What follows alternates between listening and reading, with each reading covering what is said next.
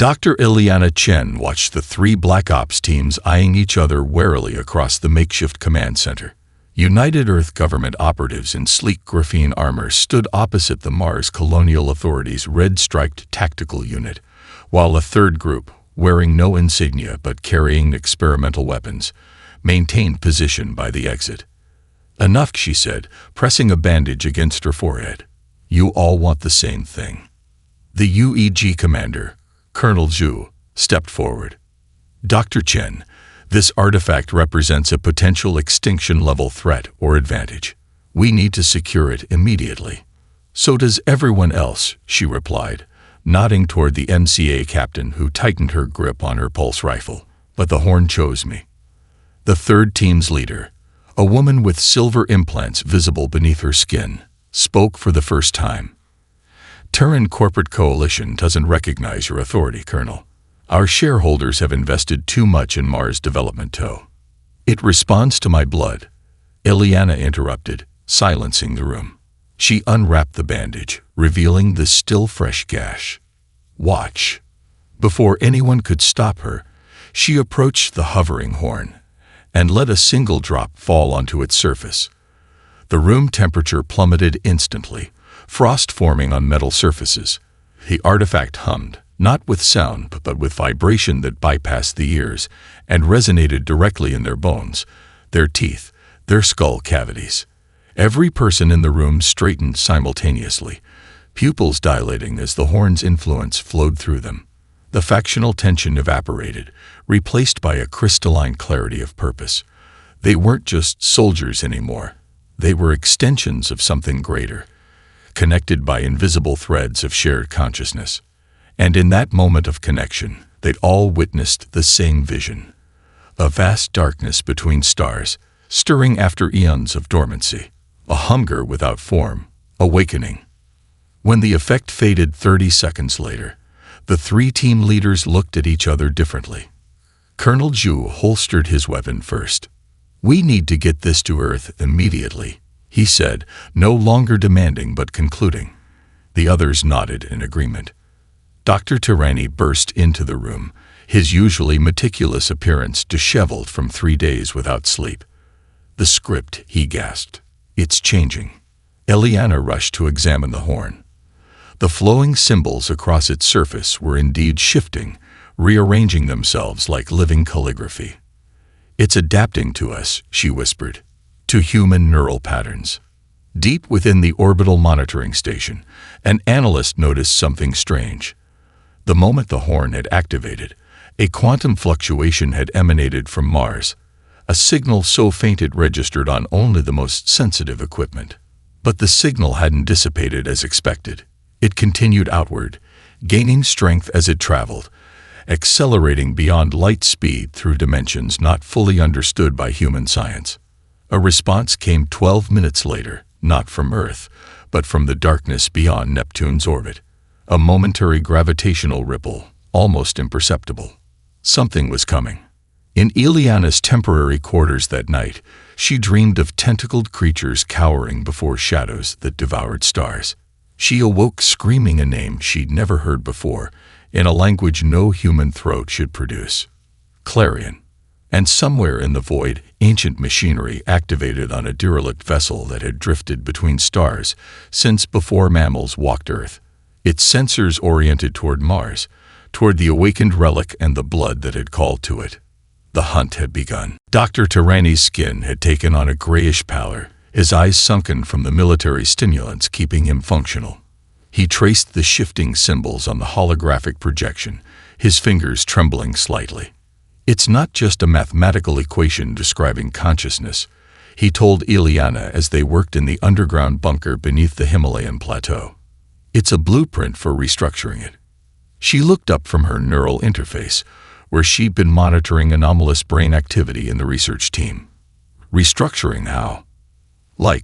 He struggled for the analogy, like upgrading from individual musical instruments to a symphony orchestra with a single conductor. Each player maintains their part, but synchronized perfectly around a central purpose. The fourth research assistant began screaming suddenly, clawing at his eyes. Security personnel rushed in with tranquilizers, but not before he'd carved bloody gouges down his face. "That's the 7th one this week," Ileana whispered. Tirani nodded grimly. "The script is designed to be processed by dual-hemisphere brains with particular neural mapping.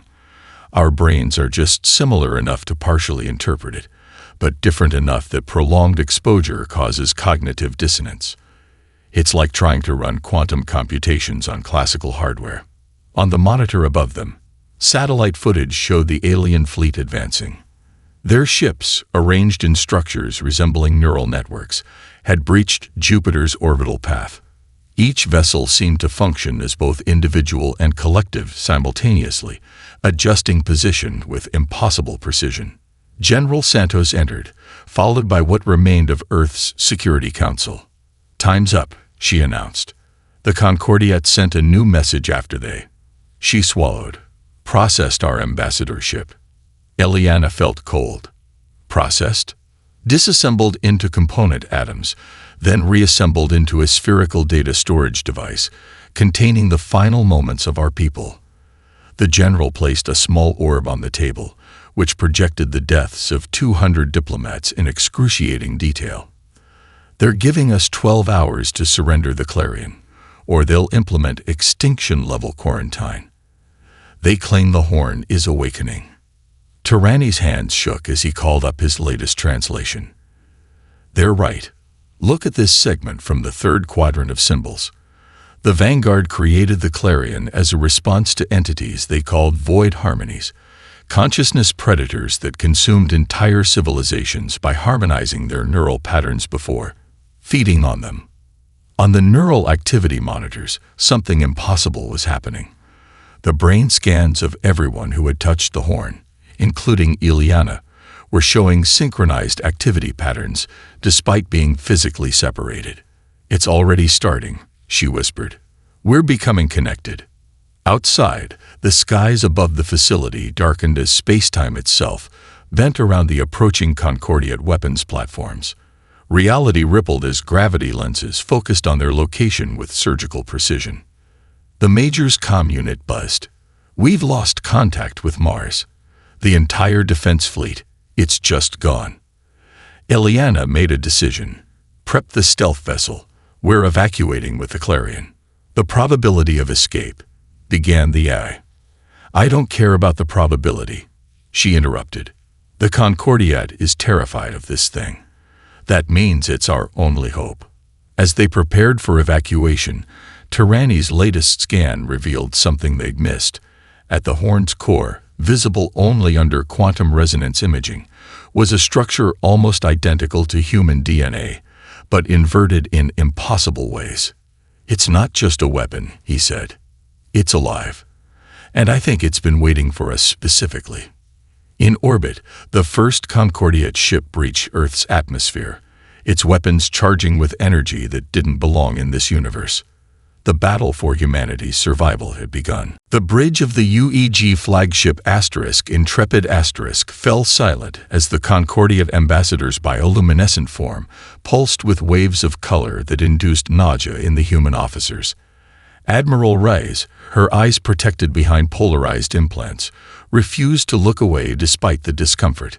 "You speak of war crimes," she said carefully, "but your attack on Mars killed 300,000 civilians." The crystalline being's translator produced perfectly modulated tones. "A regrettable necessity. The Clarion corruption spreads exponentially through information networks. Even recordings of its activation can trigger neural restructuring in susceptible species."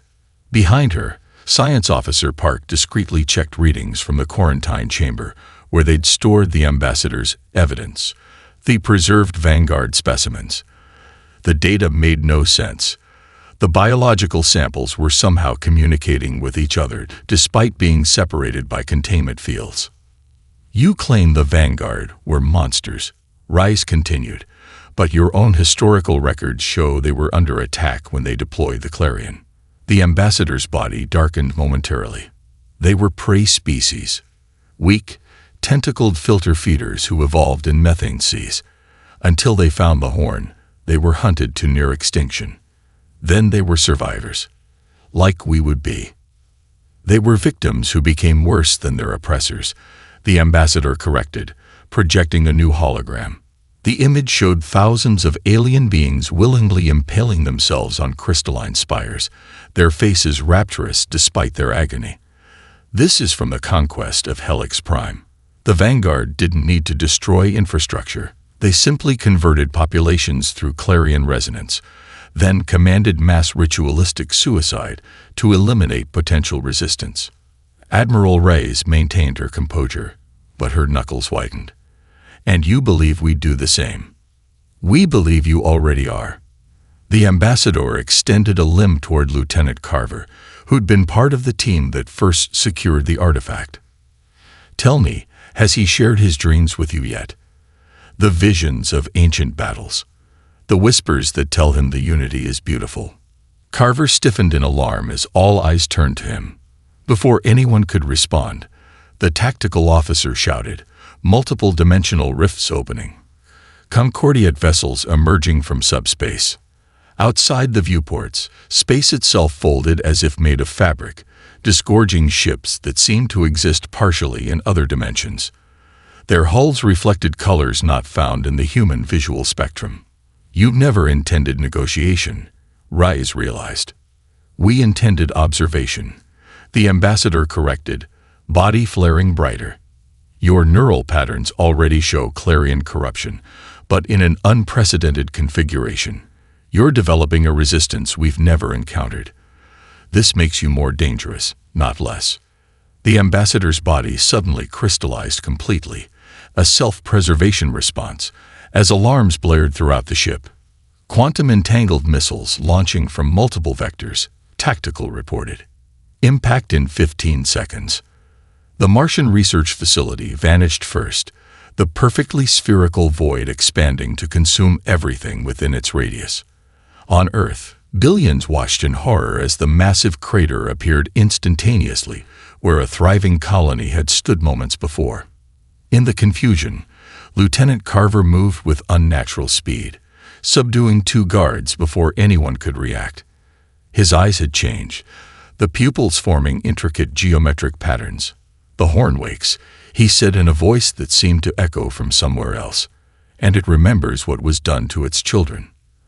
As the Concordiate ships positioned themselves around Mars, preparing to expand the void, Dr. Chen activated the stealth vessel's engines, clutching the clarion to her chest. Its surface had begun to pulse with the rhythm of her heartbeat.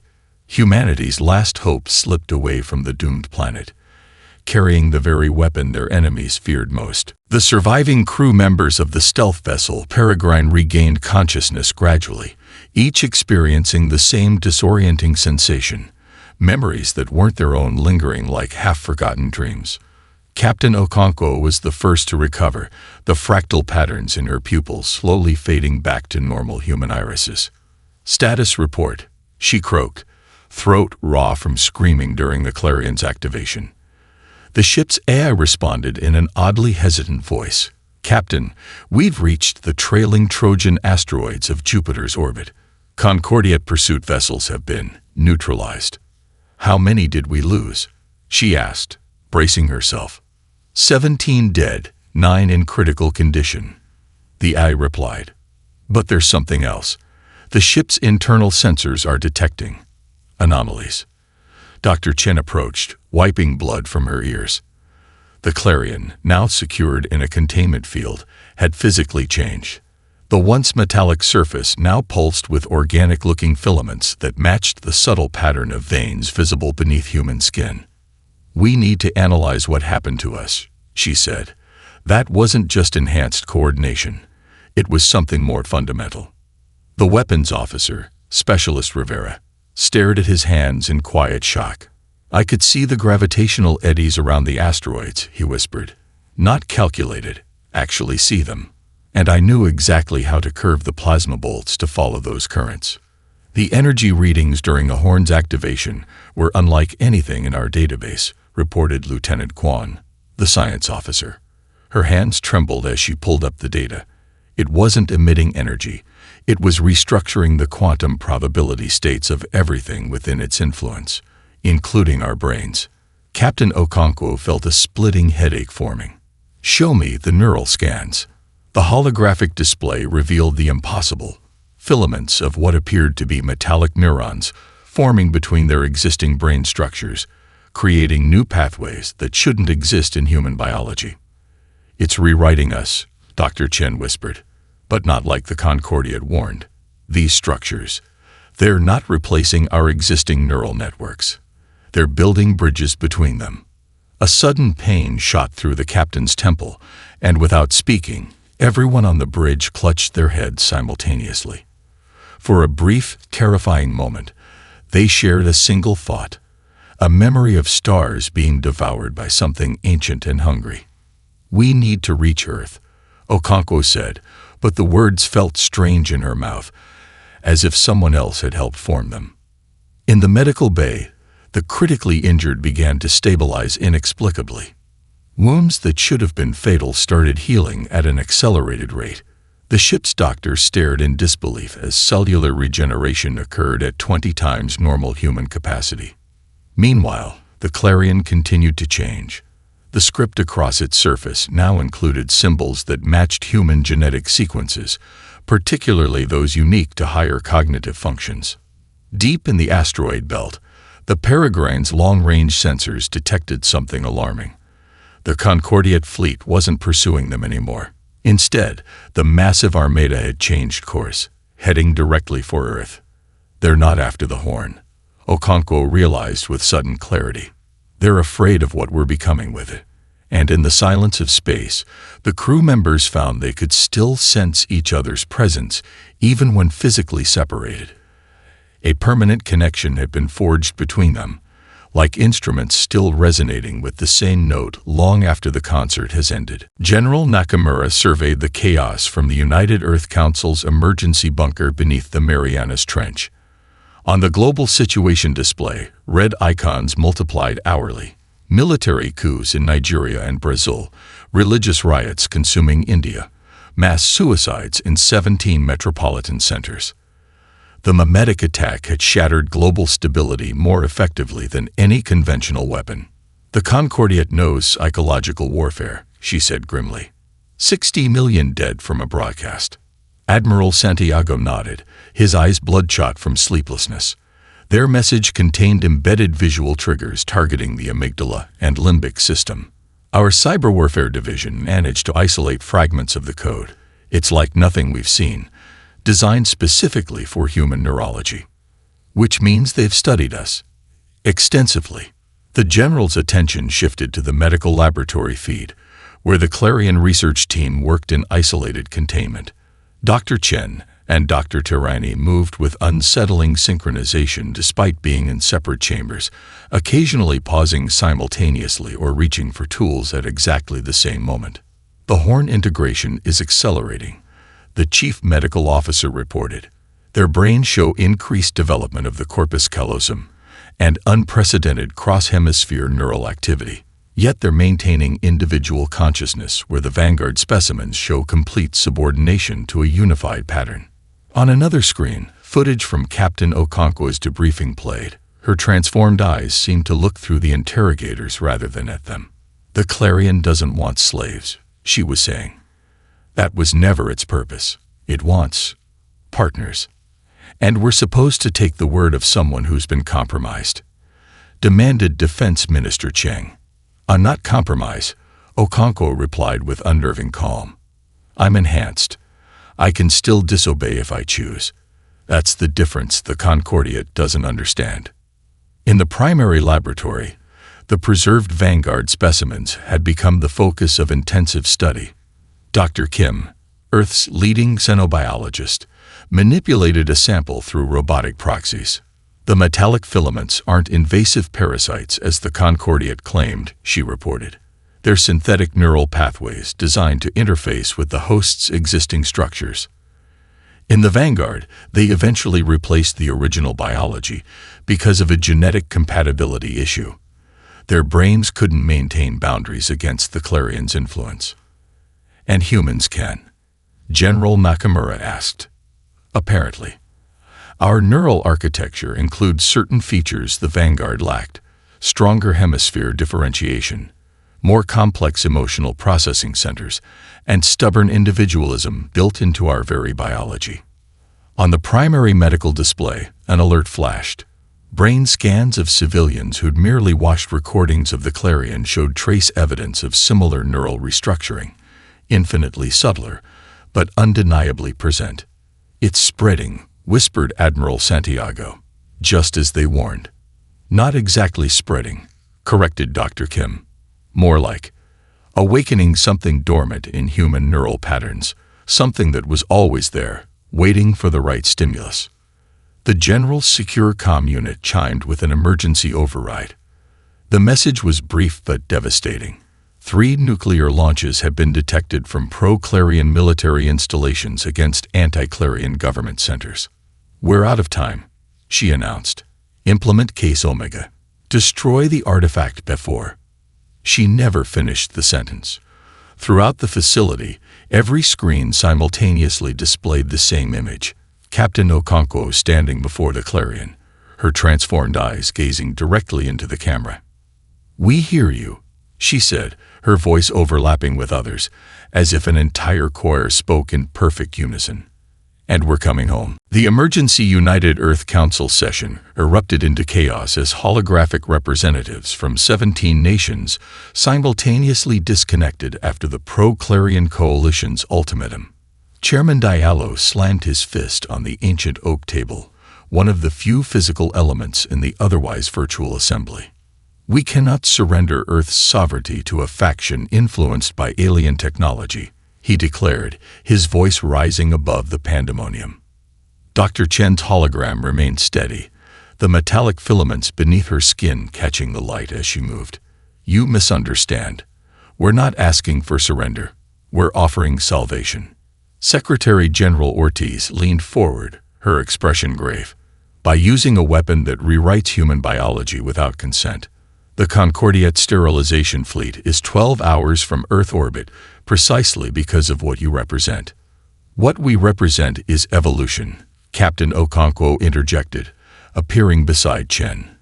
The fractal patterns in her eyes shifted hypnotically. "The Clarion doesn't eliminate what makes us human. It enhances it." To demonstrate, Okonkwo closed her eyes. Instantly, the tactical display at the center of the chamber changed, showing real-time Concordiat fleet movements that Earth's most advanced sensors couldn't detect. "How are you accessing classified military systems?" demanded General Wei. "I'm not," Okonkwo replied. "I'm seeing them directly. The Clarion allows perception beyond conventional sensory limitations." Outside the council chamber, riots had engulfed major cities worldwide.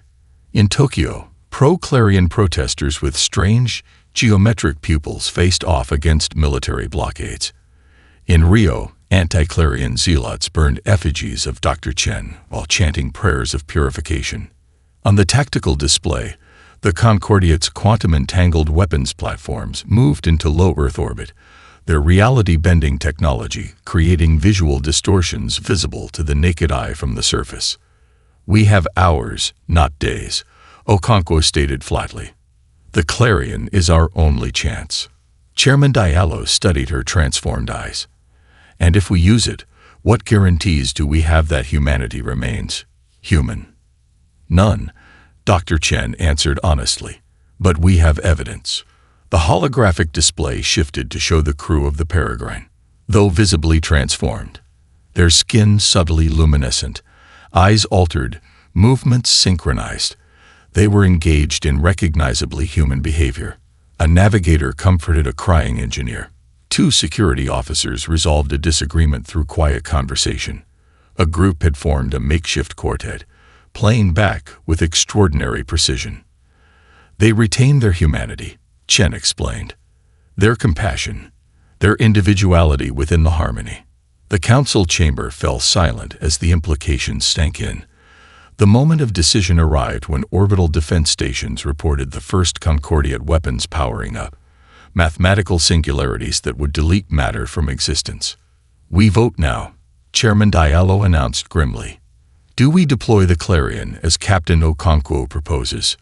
The vote passed by a single-digit margin.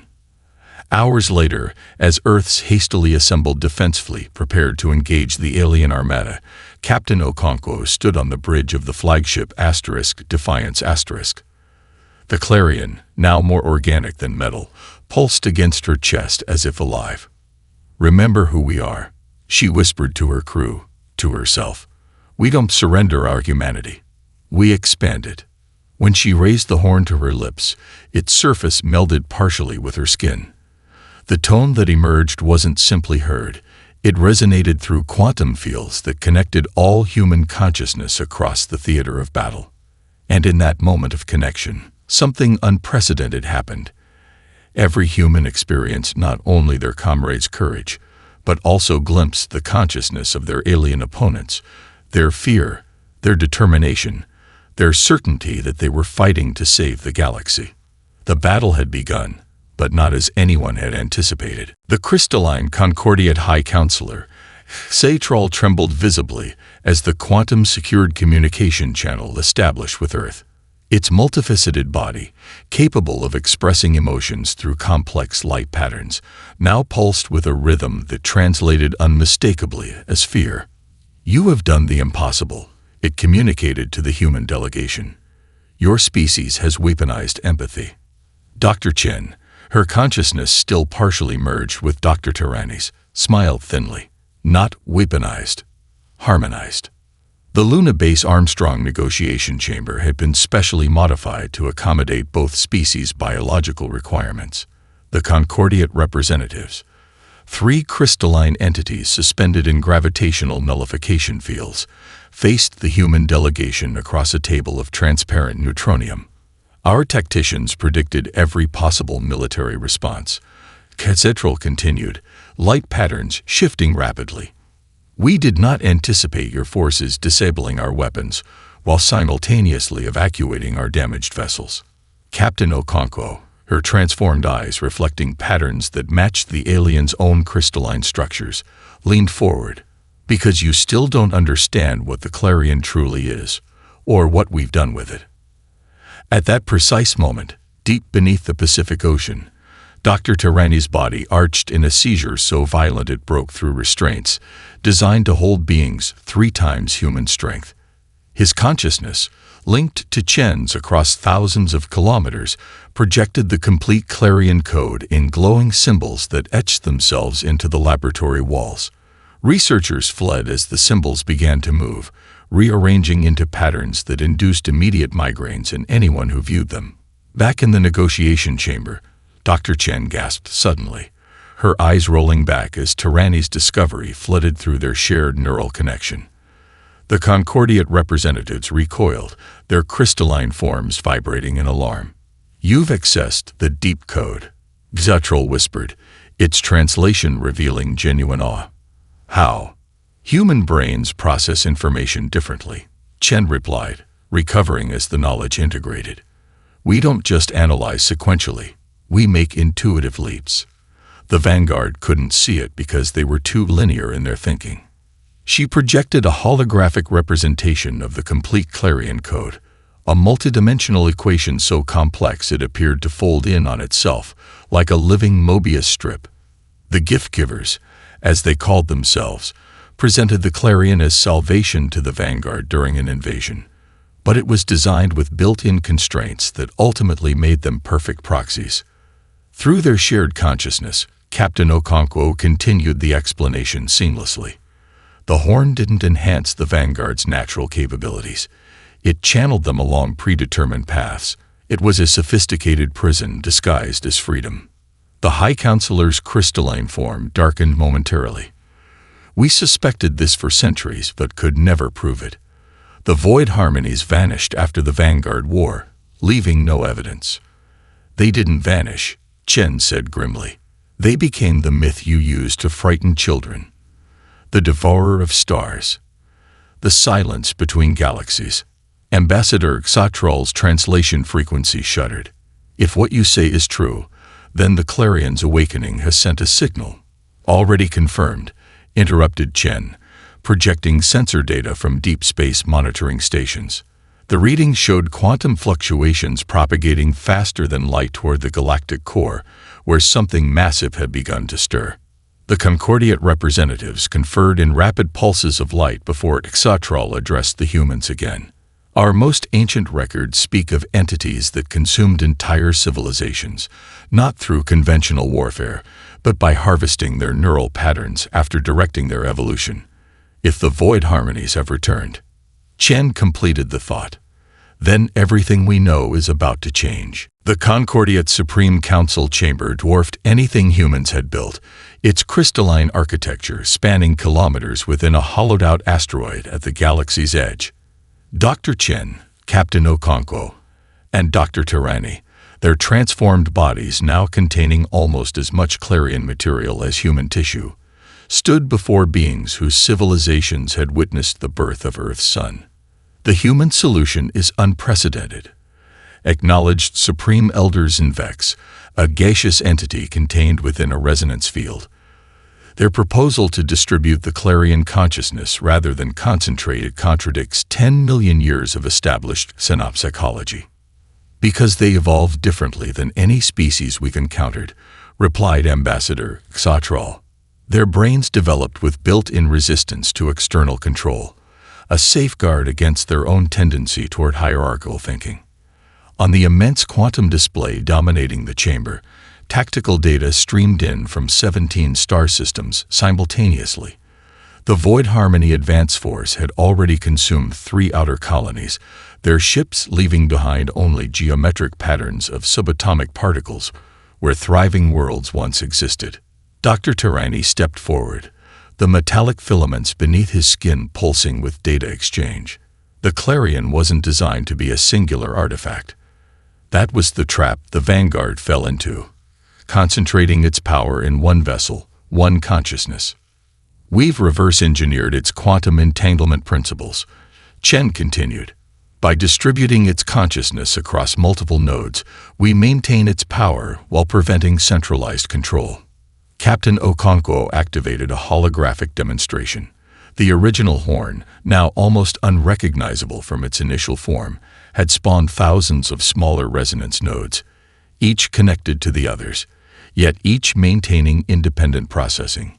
A neural network, she explained, just like our brains. Unified yet distributed, resistant to corruption because no single point controls the whole. The ancient council members conferred in frequencies beyond human perception before the Supreme Elder addressed them again. What you propose has never been attempted. To voluntarily connect the consciousness of multiple species. Not merge, connect, Tirani clarified. Each species maintains sovereignty over its own thoughts while gaining access to shared tactical awareness.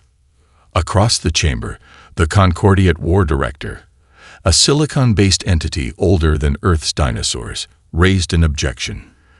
The void harmonies consume consciousness itself. Connecting our minds might simply offer them a more efficient feast. Chen's transformed eyes flashed with certainty. That's exactly what they expect. Either disconnected minds they can pick off individually, or a single unified consciousness they can corrupt at its source. Our distributed network creates something they've never encountered: coordinated independence. As debate continued, emergency alerts flooded the chamber. The main Void Harmony fleet had emerged from intergalactic space, a vast, geometric configuration that defied conventional physics, with structures that seemed to fold through dimensions humans couldn't perceive. We have no more time for debate, Okonkwo stated, her voice resonating with harmonics that affected emotions directly. Either we stand together, or we fall separately.